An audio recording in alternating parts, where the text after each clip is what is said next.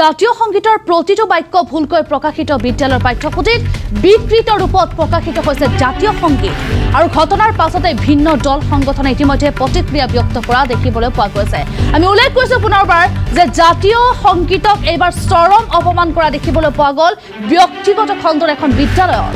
এয়া বৰপেটা ৰোডৰ মেৰিয়ান স্কুলত নাভূত নাচুত কাণ্ড, কিয়নো জাতীয় সংগীতৰ প্ৰতিটো বাক্য ভুলকৈ প্ৰকাশিত হৈছে। আমি এই দৃশ্য দেখুৱাইছো, প্ৰতিটো শব্দ এতিয়া ভুলকৈ প্ৰকাশিত হৈছে, বিকৃত ৰূপত প্ৰকাশিত হৈছে জাতীয় সংগীত। অসমৰ জাতীয় সংগীতক বিকৃত ৰূপ দিয়াৰ চেষ্টা চলাইছে এখন ব্যক্তিগত বিদ্যালয়ে। এই ঘটনাৰ পাছতে এতিয়া ভিন্ন দল সংগঠনে প্ৰতিক্ৰিয়া ব্যক্ত কৰা দেখিবলৈ পোৱা গৈছে। আপোনালোকে দৃশ্য প্ৰত্যক্ষ কৰক, য'ত প্ৰতিটো শব্দই ভুলকৈ লিখা হৈছে, য'ত প্ৰতিটো শব্দই ভুলকৈ উচ্চাৰণ কৰা হৈছে। এয়া জাতীয় সংগীতক চৰম অপমান কৰা দেখিবলৈ পোৱা গ'ল এখন ব্যক্তিগত বিদ্যালয়ত। এয়া বৰপেটা ৰোডৰ মেৰিয়ান স্কুলত নাভূত নাচুত কাণ্ড সংঘটিত হৈছে।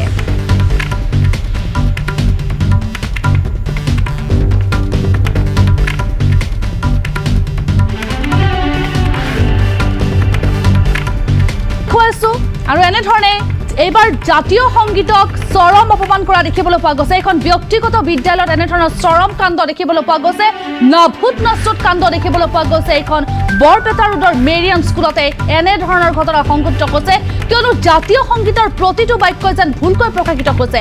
দৃশ্য দেখি হয়তো আপোনালোকে অনুমান কৰিব পাৰিছে যে বাক্য ভুলকৈ প্ৰকাশিত হৈছে আৰু এখন বিদ্যালয়ত পাঠ্যপুথিত বিকৃত ৰূপত প্ৰকাশিত হৈছে অসমৰ জাতীয় সংগীত। আৰু সমগ্ৰ ঘটনাৰ পাছতে এতিয়া বিভিন্ন দল সংগঠনে প্ৰতিক্ৰিয়া ব্যক্ত কৰা দেখিবলৈ পোৱা গৈছে।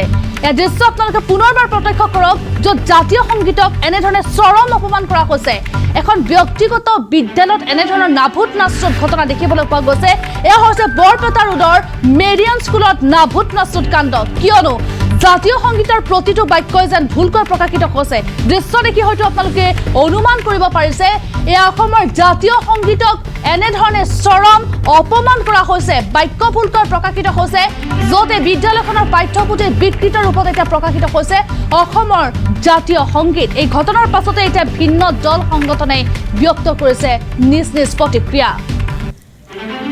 আৰু জাতীয় সংগীতক চৰম অপমান সেইখন বিদ্যালয়ত য'ত সংঘটিত হৈছিল এনেধৰণৰ নাভূত নাচুত ঘটনা, এয়া আমি দেখুৱাইছো বৰপেটা ৰোডৰ এখন ব্যক্তিগত বিদ্যালয়ত সংঘটিত হৈছে এনেধৰণৰ কাণ্ড।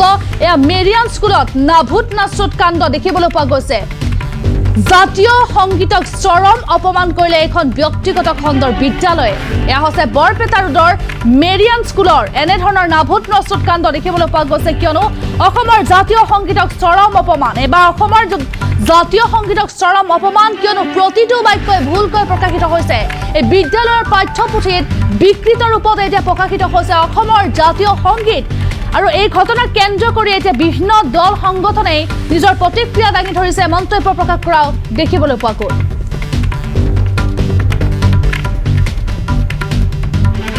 আমি প্ৰথমে মন্তব্য শুনাই ল'ব বিচাৰিছো। প্ৰতিষ্ঠিত এটি এখন বিদ্যালয় মেৰিয়ান স্কুল, প্ৰত্যক্ষ কৰিছো আমাৰ জাতীয় সংগীতক তাত আমি অপমান কৰা, অপমাননা কৰা, আমি বিকৃতভাৱে তেওঁলোকে তাত প্ৰতিষ্ঠা কৰা আমি দেখা পাইছো।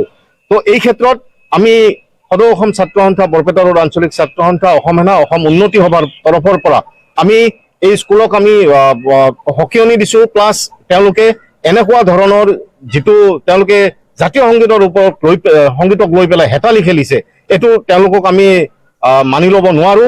আৰু সেই হিচাপে আমি সদৌ অসম ছাত্ৰ সন্থা, অসম সেনা, অসম উন্নতি সভাৰ আজি সজাতি দল এতিয়া আহি আমি মেৰিয়ান স্কুলৰ কৰ্তৃপক্ষক আমি লগ ধৰো আৰু তেওঁলোকক লগ ধৰি আমি এই বিষয়ে তেওঁলোকক অৱগত কৰো। ভুল তেওঁলোকে আকৌ ইয়াৰ আগতেও এবাৰ কৰিছিলে, এটা সৰু ভুল কৰিছিলে।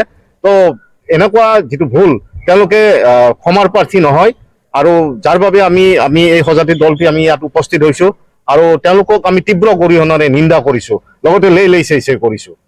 আমাৰ জাতীয় জনজীৱনৰ অসমীয়াৰ যিটো জাতীয় সংগীত, এই জাতীয় সংগীতটো তেওঁলোকে ছপাইছে আৰু তেওঁলোকে ছপোৱাতে তেওঁলোকে এই জাতীয় সংগীতটোক তাৰমানে বিকৃত ৰূপত তেওঁলোকে তাত প্ৰতিষ্ঠা কৰিছে। আৰু যিহেতুকে তেওঁলোকে তাত বিকৃত ৰূপত তেওঁলোকে প্ৰতিষ্ঠা কৰিছে, সেই ক্ষেত্ৰত আমাৰ সেই বস্তুটো দৃষ্টিগোচৰ হৈছে। আৰু দৃষ্টিগোচৰ হোৱাৰ লগে লগে আমি এটি সজাতি দল, অসম সেনা, বৰপেটা ৰোড আঞ্চলিক ছাত্ৰ সন্থা, অসম সেনা আৰু উন্নতি সভাৰ তৰফৰ পৰা আমি স্কুললৈ আহোঁ আৰু আমি তেওঁলোকক লগ ধৰি তেওঁলোকক আমি তীব্ৰ গৰিহণা দিওঁ। এনেকুৱা ধৰণৰ এটা ভাষাৰ লগত এটা জাতিৰ লগত এনেকুৱা হেতালি যাতে নেখেলে ভৱিষ্যতে।